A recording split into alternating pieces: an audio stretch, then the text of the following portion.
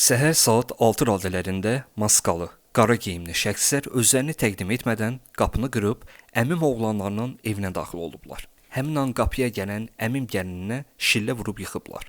Bundan sonra evdəki kişiləri dubinka, təpik, lomla döyüb başlarında stol sındırıblar. Bu sözləri Globalinfo.az-a Yekaterinburqda qətlə yetirilən Azərbaycanlıların əmisi oğlu İlqar Səfərov deyib. Onun sözlərinə görə eyni anda 6-7 evə basqın edilib. Ən qəddar hadisələr əmilərimin və onların övladlarının başına gətirilib. Nələr yaşadığımızı, keçirdiyimiz hissləri Allah bilir. Bir müddət əvvəl əmimin ürəyinə stent qoyulmuşdu. Onu da döyüb toka veriblər.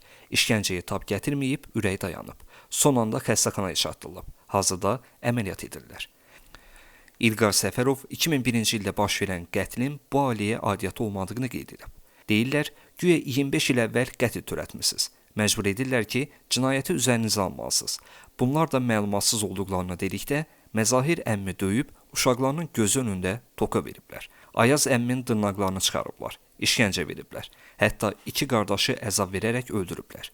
Məcbur edirlər ki, ölüm işini boyunlarına alsınlar. Onlar da etmədikləri hadisəni niyə boyunlarına götürsünlər axı? Müsahibimiz deyir ki, əmisi nəvələrinə də işgəncələr verilib. Məzahir əmmim görüb ki, uşaqlara işgəncə verirlər. Deyib dəyməyin, mən qəddi üzərimə götürməyə hazıram. Həmin əmmim də ağır vəziyyətdə, qabrıqaları sındırılmış halda xəstəxanadadır.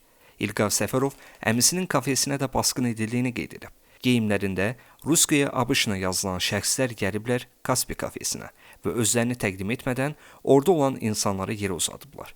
Bundan sonra orada olan kameraları sındırıb, orada olan insanları lomla döyməyə başlayıblar. Kafeyə qonaq gələn bir oğlanın gözünə lomla necə vurublarsa pis gündədir, əməliyyat olmalıdır. Ofisantın 2 dişini sındırıblar, üst çənəsi qırılıb.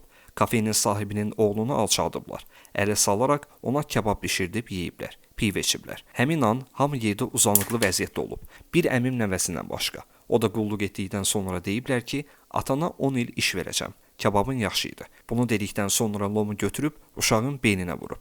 Hələ evləri talan etmələrini, maşınların sənədlərini, pul, qızıl və digər əşyaları aparmaqlarını demirəm.